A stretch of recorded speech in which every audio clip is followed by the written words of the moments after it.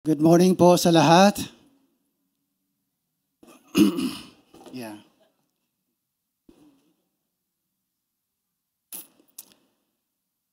Advance happy birthday sa BCI. Yeah.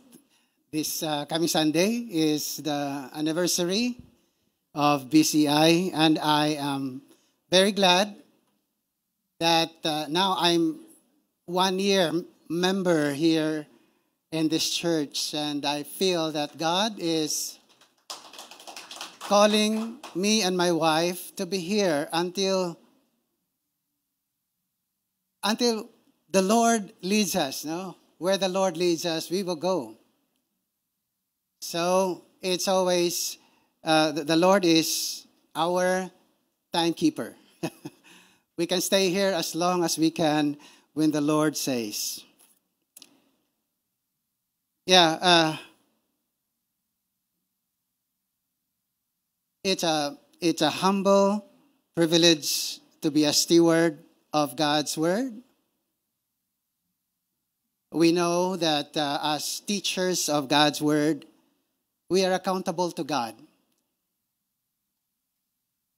We know that God will give us the highest assessment because we are pastors. We are teachers of the word.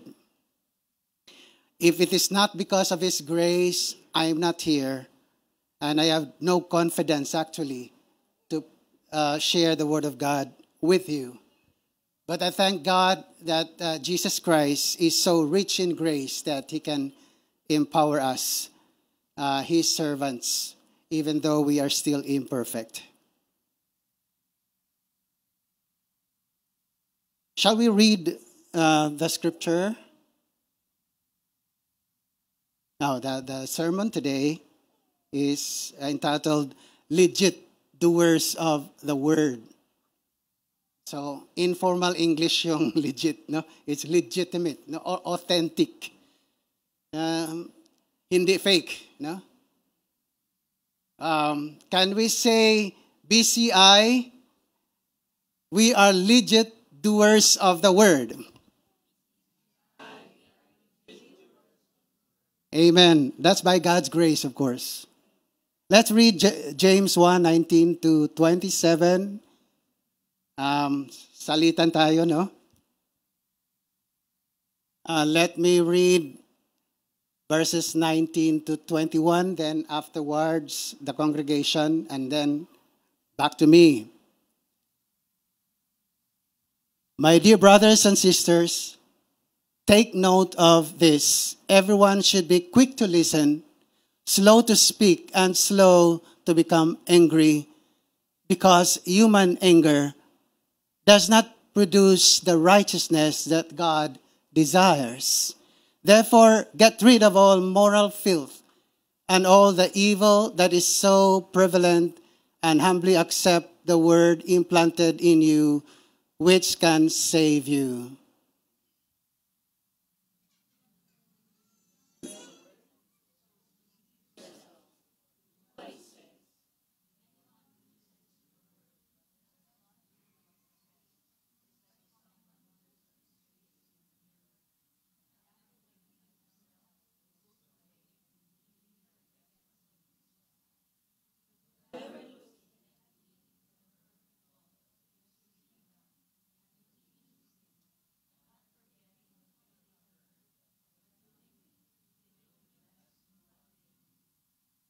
Amen. Shall we all stand for the remaining verses? Okay, instead of just me, shall we all together read? Those who consider themselves religious and yet do not keep a tight rein on their tongues deceive themselves, and their religion is worthless. Religion that God, our Father, accepts as pure and faultless is this: to look after orphans and widows in their distress, and to keep oneself from being polluted by the word. God bless the reading of His word. May we all be seated. We praise God for Pastor June's messages. the previous 2 Sundays, and we are into the book of James. Pastor June did well in introducing James. Who is James? No. Yeah, the brother of Jesus Christ, most probably here is the one writing. I don't want to quiz you with this, but thank you for Pastor June for introducing the book very well. So he pointed out that faith overcomes tests and temptations. It's actually genuine faith, right, that overcomes tests and temptations. And we learn to see trials not as hindrances, but as opportunities for growth and maturity in faith. And the author of James emphasizes the importance of asking God for wisdom. And if you ask God, we ask God by faith,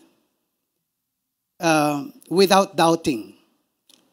James also reminds us that every good gift comes from God, encouraging us to resist temptation and stay true to our Christian faith. As we continue our study on this book, it's important to address a common misconception. Some people think that James teaches that we earn salvation by following rules, and this is known as legalism. And that's a misconception. Legalism. Yeah. Martin Luther, a pivotal figure in Christian history, had reservations about James's emphasis on works. No, he had a hard time accepting, because of his sola fide, or by faith alone, realization. Even during his time as a priest, he had reservations about the emphasis of James. But actually, his reservation was momentary. If you hear about the story that Luther almost threw away the book of James, actually, it's a fake news. It's not founded in history, actually. To be fair with our Lutheran brothers, Luther had a momentary reservation on the book of James, and Lutherans until now still have the book of James in their Bibles. Legalism asserts, next slide please, that we can earn salvation by perfectly obeying rules. However, the Bible teaches us that we are saved by grace, that salvation is a free gift from God, not something that we can earn. Of course, you memorize Ephesians chapter 2, verses 8 to 9, and you know also Galatians 2, verse 16. Those are the supporting verses. Those verses tell us that we are saved by God's grace alone and by God's works alone.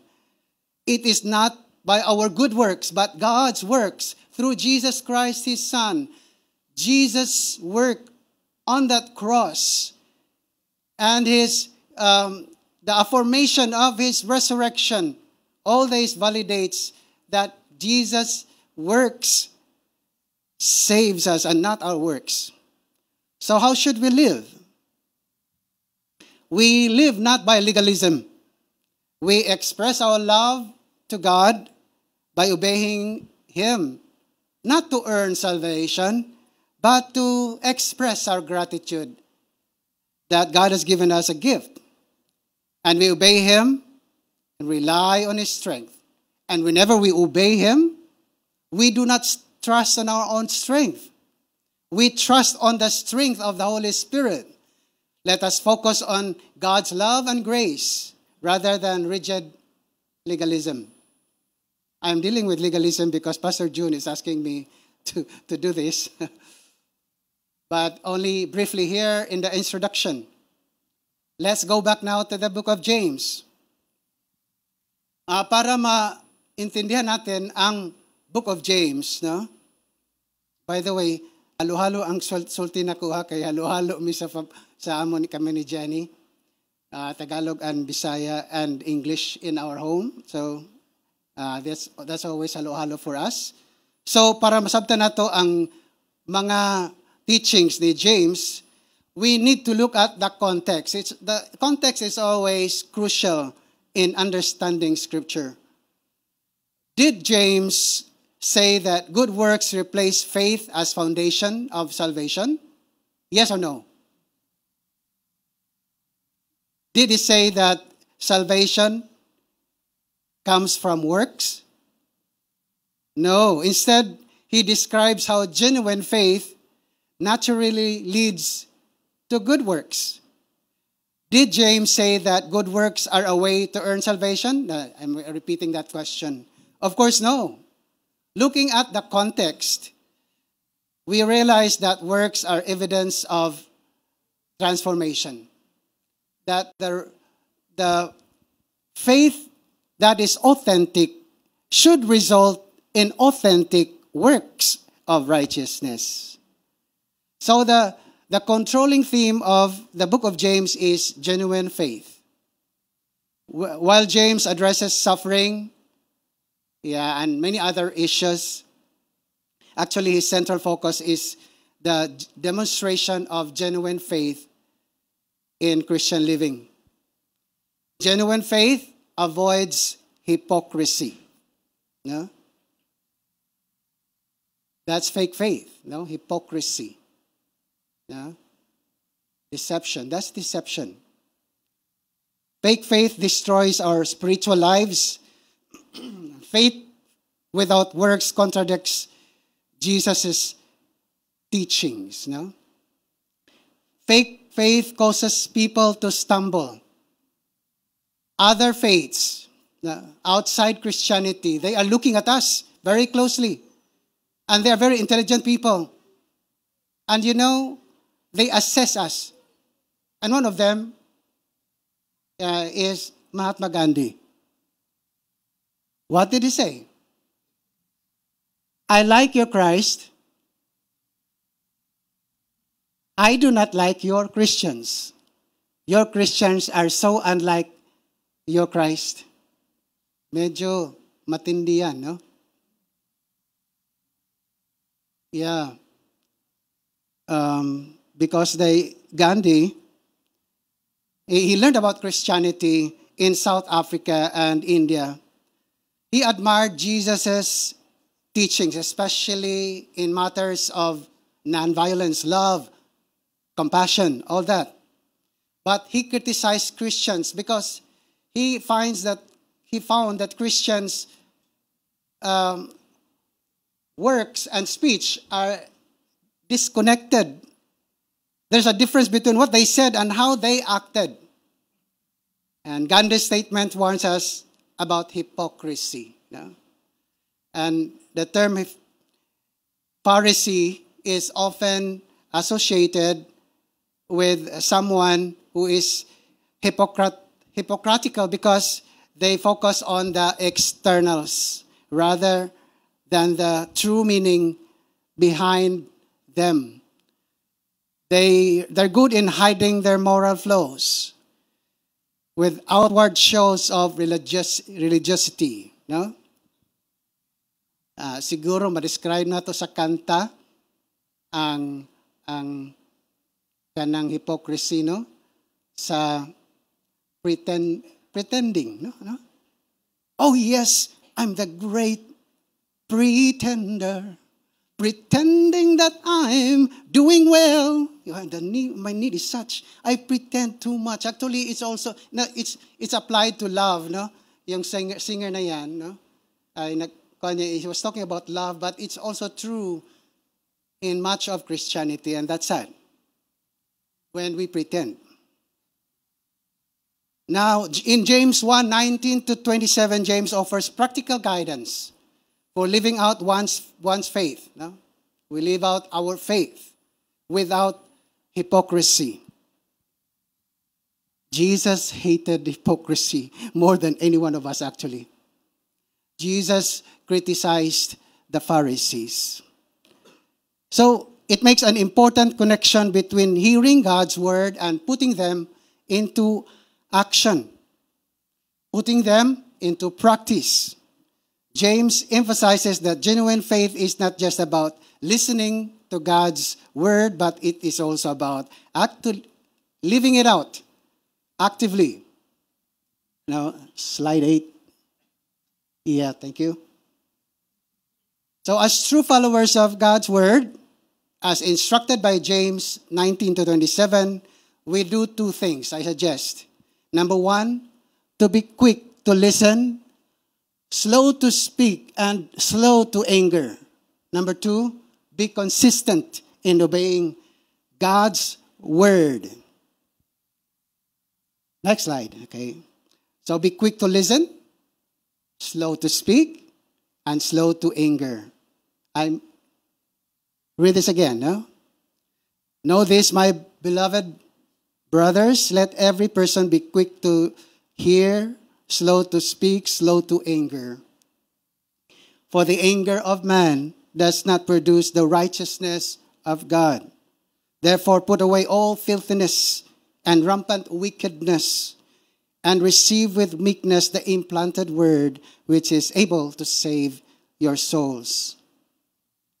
A person who is likely to speak without careful consideration is quick-tempered. Daghan sa amoa nga mga Cebuano, marami sa amin, no? Ang quick-tempered. Including our family line. No? We find ourselves angry and we lose control with our speech. So, lumalabas sa speech namin, when we were not Christians yet, yung mga bastos, no? Mga PI, no? Basta hindi na natin ibanggitin dito yung mga, yun, malalaswa pa, no? Na mga speech. Because of anger. And how often do we regret words said in the heat of the moment? James reminds us that Christians should learn to control their anger and avoid hasty talking.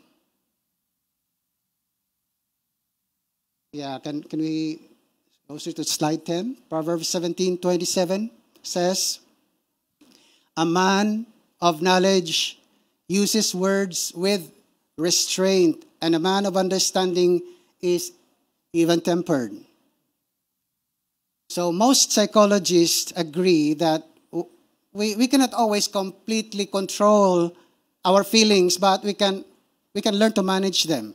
We can regulate our emotions. They say that what we have to do is to understand our feelings. Now, respond, and rather than responding our feelings with the thought of blocking them or trying to ignore them or suppress them, psychologists would say that instead of doing that, people should believe that they can control their emotions. And those people who believe that they can control their emotions have better mental health and happiness. That's psychology for you. I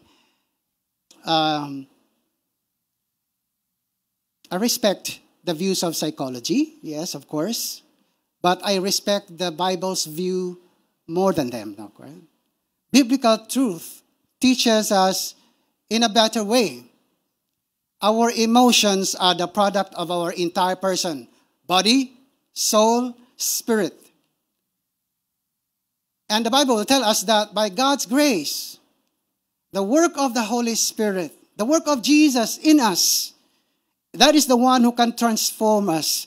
Jesus is the one who can transform our inner being so that our outer being and our whole selves will be transformed. Our emotions will get in line with God's word and will. And psychology cannot explain that. The Bible can explain that. And James gives us 3 important advices on managing our emotions. 11? Yeah. First advice, be prompt in listening to God and also listen to others. So before we react, let us take a moment. Let us pause. That we can hear God. We can hear what's going on. I believe that the Bible is right when it says, pray without ceasing. Because even if you listen, you can pray. Are you doing that? When you listen, you can pray. And when you pray, you listen to God. Let's listen to the prompting of the Holy Spirit to assess the situation. If we are quick to listen, it implies that we take it as an urgent matter to listen. No? In the original language, being quick to listen means there's a sense of urgency. It means listening or running to listen. Are you maintaining good listening habits, especially towards God? No? If so, you are maturing. No? Praise God for that, if you are maturing.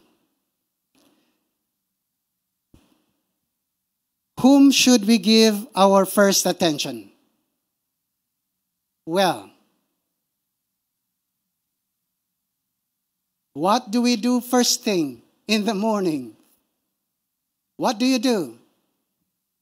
Where is your attention? Unfortunately, many Christians fail to grow because they do not promptly engage in opportunities to hear God's word. Instead of praying or instead of reading the scripture first, they rush to the cell phone, the internet.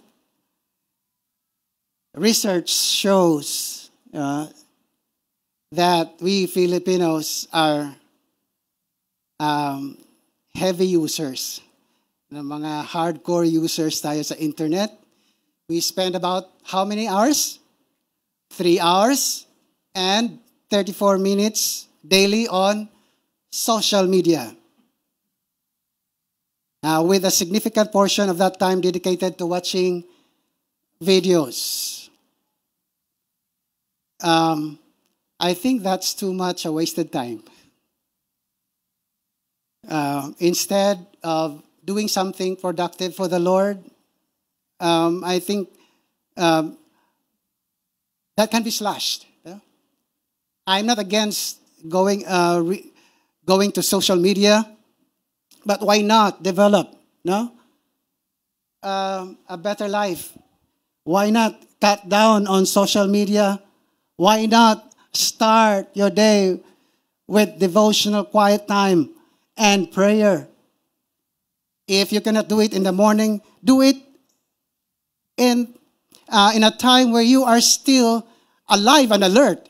Do not give God yung tira-tira na lang, na pagod ka na, yung ka pa mag-quiet time. Paano maging quality and quiet time if you're so tired, no? If you're dead tired? Give God His best. Our best as well. Today, we have more ways to study God's Word because we have internet, we have TV, we have a radio, modern transportation, etc., etc. We could have more ways to engage God's Word. However, tayong mga believers, might know less of the Bible than the people in the past.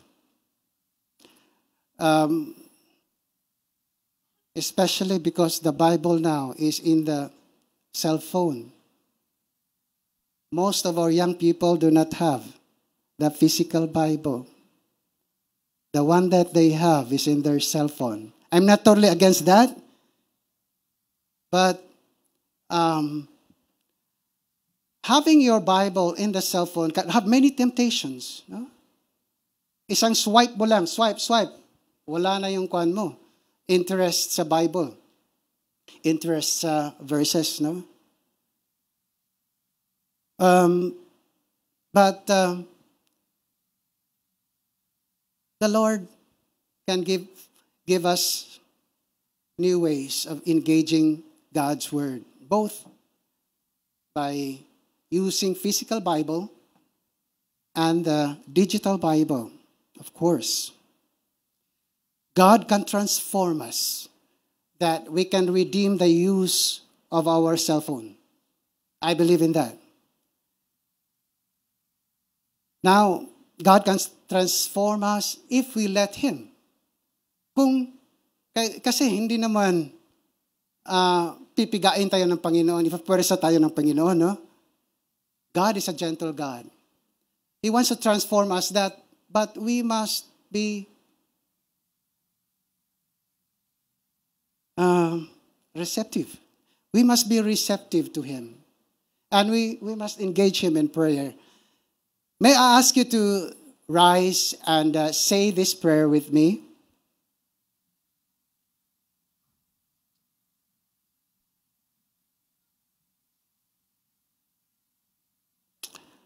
Let us pray together. Dear Jesus, help us to grow spiritually by eagerly using every chance to hear and engage with your word. May your teachings transform our hearts and guide our lives each day. Amen. Thank you. Please be seated. Please be prompt. No, we are encouraged by James to be quick, to be prompt in listening to others. Not just God, but to others also. So I know that we are studying psychology, of course. And in psychology, we also learn empathic listening. What is empathic listening? It is a communication skill that goes beyond simply hearing words. It's about truly understanding and connecting with another person's emotions and perspectives, even if you do not agree with him or her. And with that empathic listening comes active listening, where we are fully attentive. No? Fully attentive. If you talk to that person, you do not give her or roll your eyes and look somewhere else. You give your full attention to the person that you are talking to. And then understand the person's feeling or emotions. And then you set aside judgment. Avoid arguing. Those are very good education from psychology and from those who are studying counseling. I hope that we can integrate empathic listening in our Christian lifestyle. In conflicts, dalawa kasi, it takes two to have a conflict. But each person is usually partially correct and partially wrong. But they focus on one perspective, another. For instance, my wife is having her perspective. I also have my perspective, but we insist on highlighting my perspective, and then we quarrel with each other. Now, in the church, debates may arise over the importance of preaching. Unsa ba yun ang mas importante, pastor? No? Ano ba talaga ang mas importante? Preaching the gospel or social action, social justice? like caring for the poor. Ano ba ang mas importante dyan? Alam mo, huwag ka nang pumili dyan. pareho yan na yan ang intensyon ng Panginoon. Preaching the gospel and taking care of the poor. But, when we don't have to quarrel. Actually, we just find connections that we believe that there are more things that unite us than things that divide us. Because we are Christians, so we have the Word of God. We have Christ in us. The Spirit is in us. Therefore, we can agree actually in most of the things. No? So, pag mag-away kami ng misis ko, dapat mag-pray na lang kami. Pray na lang tayo, nag-away na tayo. No? Sabi ni Pastor Dave. No? To avoid unnecessary arguments and sin from quarrels, we must learn to listen with empathy. No? It is often said that God gave us 2 ears and 1 mouth so that we listen. Yeah? We have 2 ears and 1 mouth so that we can listen twice as much as we speak. No? By Epictetus. Ano kaya kung binigyan tayo ng Panginoon ng 2 mouth at 1 tainga? We look weird. Siguro ang dami natin kakainin, no? At hindi tayo makinig masyado because 1 ear lang. Salamat na lang na tayo ay binigyan ng ganyan, no? Intentional talaga yon ang Panginoon. Bakit ginawa niya yan, no? Na we have 2 ears. Always open. 1 mouth. It can close, it can open. And that's intentional. Yeah. We should listen twice as much as we speak. Slide 15, please. The second advice is be slow to speak. Being quick to listen and slow to speak go hand in hand. Speaking slowly means speaking with humility and patience, not with hasty words or non-stop talking. Talking too much prevents a person from hearing. I know that many pastors have many things in their mind, and sometimes in the Bible studies, they talk too much, and the Bible study listeners no longer have time to talk because the pastor will say 90% of the time. I hope that many of us leaders and pastors will learn to balance things, that we have the ear to listen to people. Because in our Bible studies, God is giving your Bible study participants equal opportunity to hear and speak so that you can also learn from each other.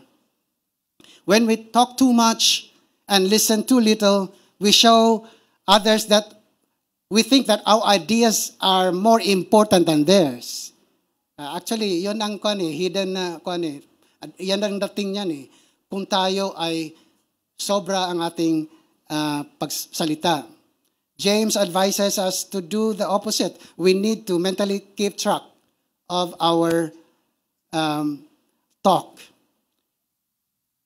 When people talk to us, do they feel that their ideas are valued? Yeah, yan ang test kung sobra na ang pagsasalita natin, no? Slide 16. Third advice, be slow to anger. This is in verse 20. Getting angry does not solve anything. No. We need to take deep breath. Count 1 to 10. And then let God help you calm down. Again, that's from psychology, but it can help. Yeah.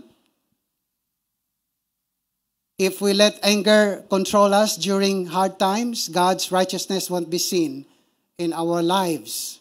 When someone hurts us, ang gusto natin if we are, kung minamaliit tayo, magagalit tayo syempre. We naturally want to fight back, even just with words. But our words can be dangerous. Our words sometimes do not please God. No? Instead, showing patience, we need to show patience. We try to understand the other person and letting God handle the situation. Let the Spirit of God take control of how you deal with that person. So imagine this. Now, those who are workers among us here, if your boss accuses you wrongly, siyempre magagalit ka, pero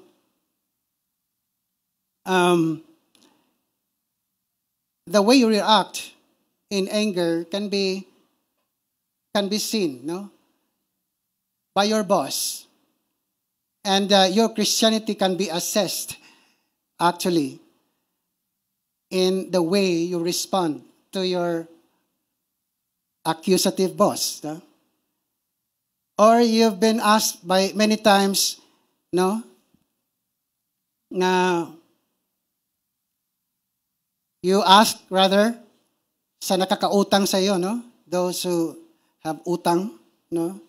And you make excuses. Excuses, ayaw naman magbayad ang gusto mangutang. Sa Bisaya, nami sultian nga gingon nga, utang, lipay. Bayad, likay. Tinda, hapay. So, therefore, maglagot ka, no? Ang ikaw nga giutangan, no? You feel angry and want to argue. But James teaches that God's righteousness isn't about anger. It's about choosing calmness. It's about choosing to trust God to resolve the situation. Actually, it's really difficult to control our anger. Di ba? Lisod yun na ang pag-control sa ato nga kasuko, no? It takes God's help to stay calm. It takes God's work, no? That we can control our emotions. But if we can control our anger, the reward is huge. When we respond with compassion, when we respond with kindness, instead of rudeness, even when we are wronged, we show the world that Jesus is in our lives. We show the world what Jesus is like through our behavior. We show that we are different. When we can control our anger and we are slow to speak, slow to anger, we show the world that we are Christians who choose to love instead of revenge.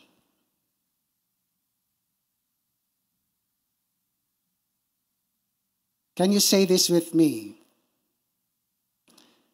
We show the world that we are different. We show the world what Jesus is like.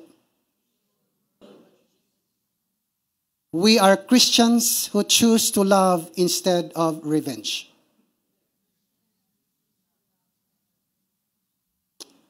Amen. Now take a look at verse 21 again. James tells us in verse 21, therefore, get rid of all moral filth and the evil that is so prevalent, and humbly accept the word implanted in you, which can save you. Right? So James is telling us here that what is necessary for us is to remove the filth, no? and look at sin as sin. No? Until we see sin as sin, we will not grow spiritually. No?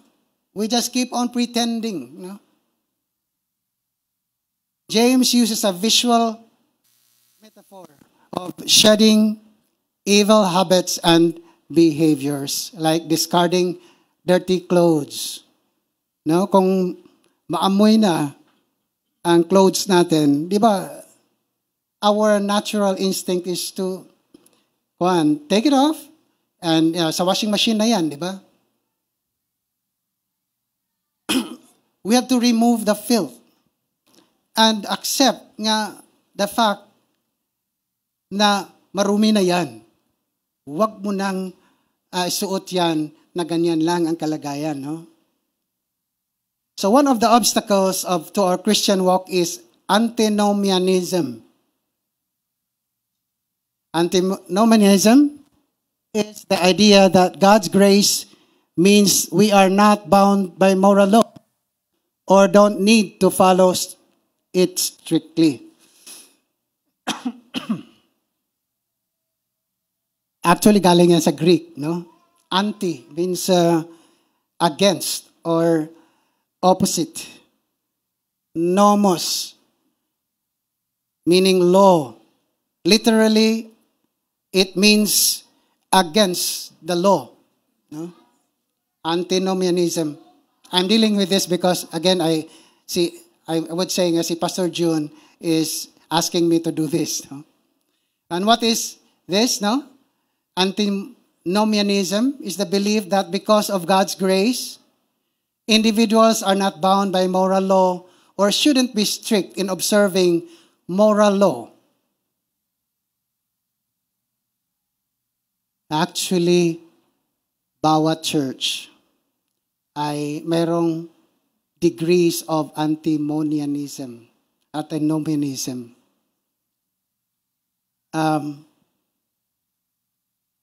It's sad na when Christians promote divorce,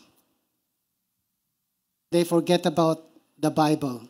They forget about the commands of Jesus Christ, who is against divorce.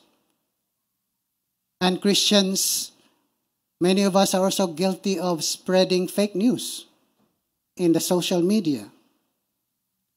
And if we practice premarital sex, and we make an excuse because everyone is doing it, therefore it's okay. I was sad because one time we had a meeting in the church dealing with the youth, who were about to be married, but they had premarital sex. And the leaders and I were discussing this matter. I was serious in pointing out that it is not really okay to have sex before marriage. But of course, God's grace is available to us. God can redeem us. But first, we have to repent. And this this youth, need to repent, actually. But the looks of the leaders, they were just smiling. And they said, Pastor, normal naman na siya, Pastor. Nga, kami bitaw, Pastor, sa una, sa akong misis. Anak mangyapon ko. Kapag anak mangyapon mi. Kay tao ragod ta, Pastor. What? Nakatawa lang sila. If they think that it's normal to have premarital sex. And if is that biblical? Buti na lang, no? That the youth that we were dealing with repented. But I was not happy with the leaders who seemed to normalize sex before marriage. Now, shall we read Romans chapter 6, 1 to 2? together, please? What shall we say then? Are we to continue in sin that grace may abound? By no means. How can we who died to sin still live in it? And Titus 2, 11 to 12. For the grace of God has appeared, bringing salvation for all people, training us to renounce ungodliness and worldly passions and to live self-controlled, upright, and godly lives in the present age. So, let's go back to verse 21 of James, chapter 1. James tells us that we have to get rid of all bad and wrong things in our lives. It is important because we cannot grow spiritually until we see sin as what it is. Stop making excuses and decide to reject sin. Reject antinomianism. Just as we remove dirty clothes, we should remove bad habits and behaviors. Now, remember, our first point is be quick to listen and slow to speak. Here's the next one. Be consistent in obeying God's word. Congregation, can you read again, please? 22 to 25.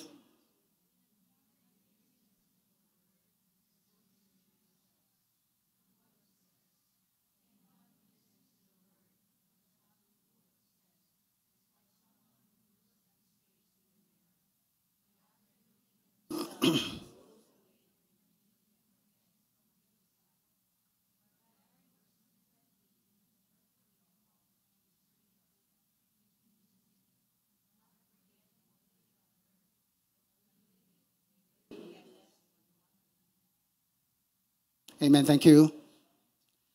The word of God will take root in our hearts only if we obey God. And for any teaching to have an effect on us, we must change. There should be transformation. It must touch our hearts and touch our minds, our whole being, so that we may live according to God's purposes. And hearing God's is very important. But obeying it is even more so. Next slide. God's word is like a special kind of mirror. I bring here a round mirror. So I have two mirrors actually here. One is literal mirror, and the Bible, which is also a mirror. Just as regular mirror shows our outside, God, through the Bible, shows what is inside. When God's word shows us something that we need to fix, we must listen and change. Now, let me give you an illustration. If I look myself in the mirror and say, okay, wala man, I'm okay. But after a few months, dumaan na mga linggo na maraming kainan. So, we ate a lot, especially December, ganun, January. So tinitingnan ko ulit ang mukha ko sa mirror. At sabi ko, medyo tumaba na. Lord, paano papayat? So if I see myself that way, I must do something, to change the situation, Na dapat basbasan ko na yung kain ko, I'm a diabetic and I need to obey the doctor's prescriptions. But if I look at myself in the mirror, pero I don't mind it, That is what James is talking about. Some people read the Bible without letting it change them. It's like to quickly look at the mirror and you don't see the dirt. You don't see your kung tumaba ka ba or pumayat. But we must act on it. We can see how well we learn from the Bible by our actions and thoughts if we change. And do we really practice what we have read from the Bible? We should look deeply and carefully, studying God's Word, and this helps us see our flaws and live better according to God's laws. My lolo, we call him Tatay Milium, Adlawan. I think we have many Adlawan dito na. My mother's side is Adlawan. And my lolo Milium was a good reader. He can read English, na materials. And he was angry with my grandma because my grandma became a Christian, and my grandma went to the church and worship and go to Bible studies, and he was angry with my grandma. But the moment he read the Bible,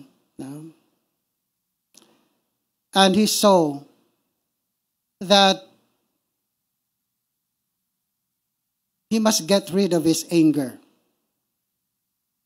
My lolo Milyong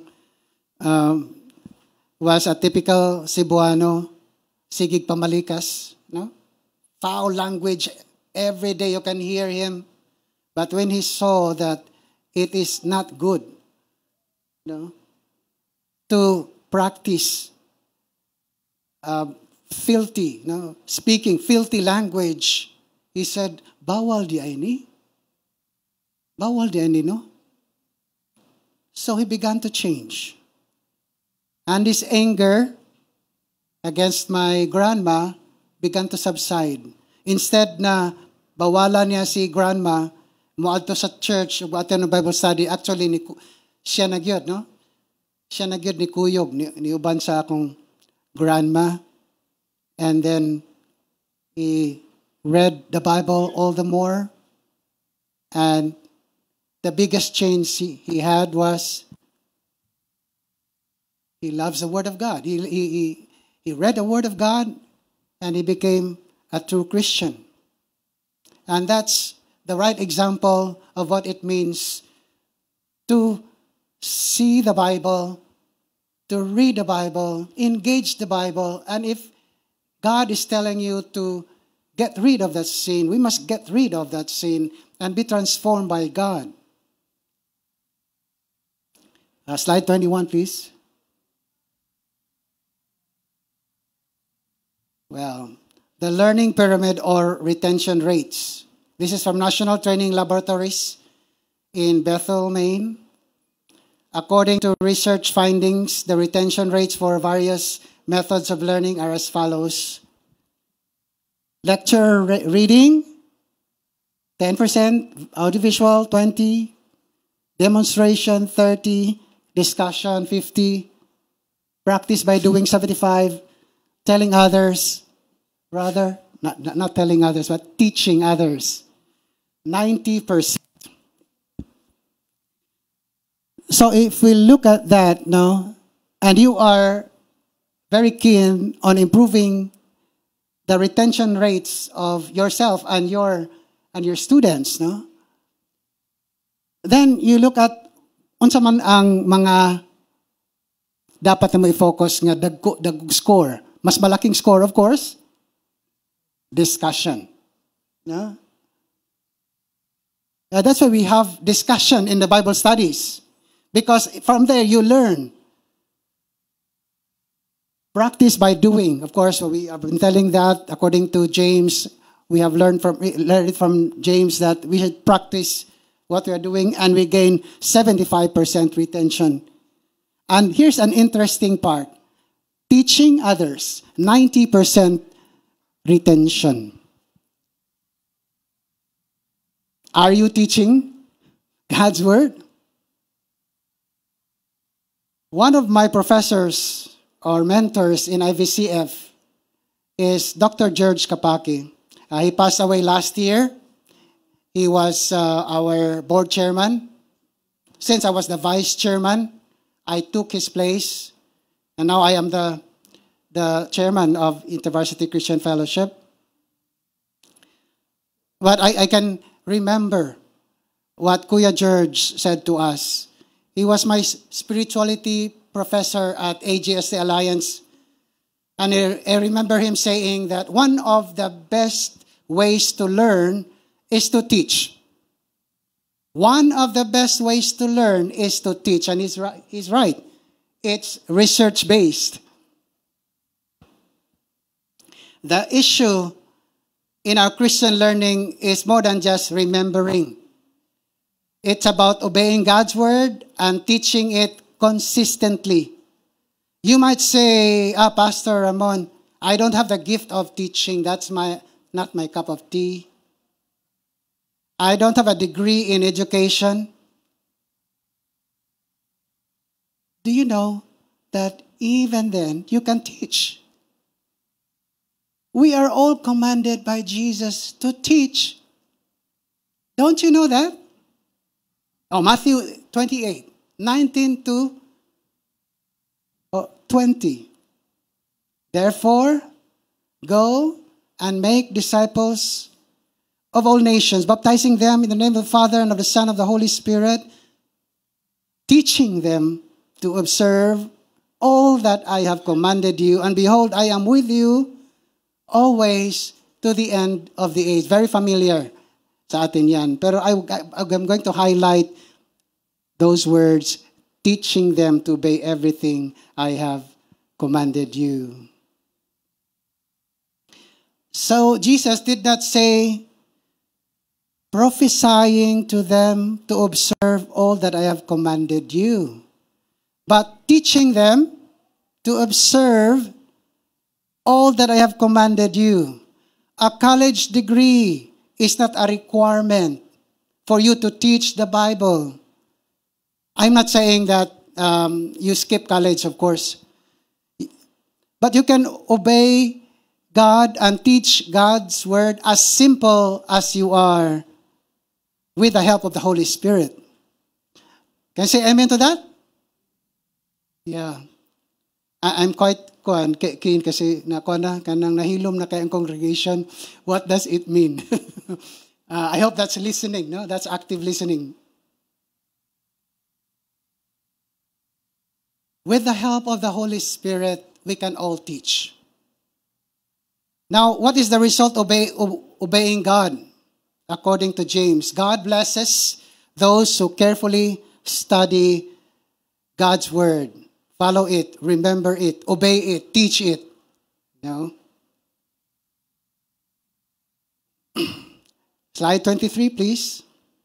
Let us be like a wise man who looks into the mirror of God's Word and remember what he sees. Let us act on his teachings and be doers of the Word so that we may be blessed in all that we do. And James does not stop there. He continues. If anyone, slide 24, thinks he's religious and does not bridle his tongue, but deceives his heart, this person's religion is worthless. Religion that is pure and undefiled before God the Father is this, to visit orphans and widows in their affliction and to keep oneself unstained from the world. God's perfect law should be our guide.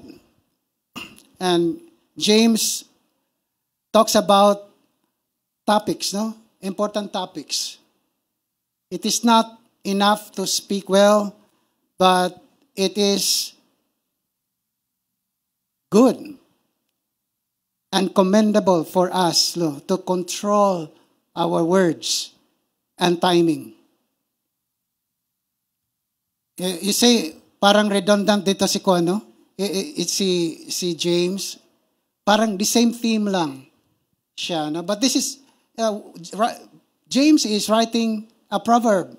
And proverbs can be repetitious at times. But that repetition is intentional. Because we need repetition so that we can retain what we have learned. And so, James is saying, that we must control our words. And yes, we control also our timing in saying those words. If we claim to be religious but cannot manage our speech, we are just fooling ourselves. Mauna nga si Mahatma Gandhi, ningon siya, I like your Jesus, but I do not like your Christians. Your Christians are so unlike your Christ. Others will see the truth of our faith with our words and our deeds. Having religious practices means nothing if we do not do good works. Our actions and words reveal our true beliefs. Words can dishonor God through gossip, through slander, anger, judgment. Just pretending to be religious is a dangerous lie. Real change should lead us to help others. And James stresses that true religion is about serving others with a pure heart. So, what is the last verses? Can you read? The last verses. Religion that is pure and undefiled before God the Father is this, to visit orphans and widows in their affliction and to keep oneself unstained from the world. Yeah. Widows in their times, in the Bible times, were people who are actually very vulnerable because they struggle. So they cannot own properties. They cannot find work. Unlike modern times when our widows here, widows can own houses and properties and even a job. But in their times, they cannot. The church showed love towards the widows and the orphans. They cared for the vulnerable people. Today we see not just widows and orphans, but the very needy, the vulnerable in our society. And the BCI people, we are part of God's people called to reach out to the needy ones. Now, let me check. In a scale of 1 to 10, 1 being the lowest, 10 being the highest, how do you rate BCI's social action in helping others, especially the poor, the needy, and vulnerable? Scale of 1 to 10. Raise your hand. Do you say 10? 9? 8? 7? 6? 5? 4? 3? 2? 1. I'm still wondering why you cannot decide anything. By the way, how do you rate BCI? Honestly, are we good in social action? Kailangan natin yun, mga leaders, to know if we are really doing that, taking care of the poor. Because religion that is pure is actually taking care of the vulnerable. And if we fall short of that, our religion is not true.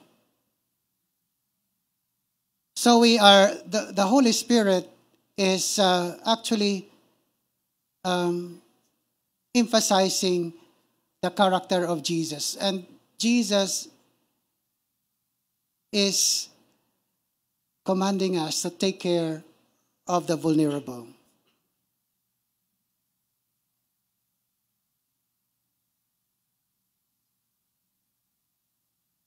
Walang nagsabing 10 ang rate natin. No? There was one who said 6. Maybe that is a very good assessment. 6. Can we make it 8? Or can we make it 9? Now, we have a lot of things to do. But of course, we have a lot of things to pray for as well. We need the strong manifest presence of the Holy Spirit to change this church, to transform us so that we can balance our preaching with our social action and do not choose one above the other. Preaching and social action should go hand in hand because Jesus commands us to do both. So in conclusion, let me encourage you to avoid pretending to be Christians. Let us be true doers of the word. The teachings of James remind us that true faith is shown through our actions and our words. We are called to listen to God's word and apply it in our lives with love and compassion. By being quick to listen, slow to speak, and slow to anger, we show that genuine faith that honors God. Our commitment to serve others, especially the vulnerable, shows the essence of pure religion and our gratitude for God's grace. God bless the preaching of His word.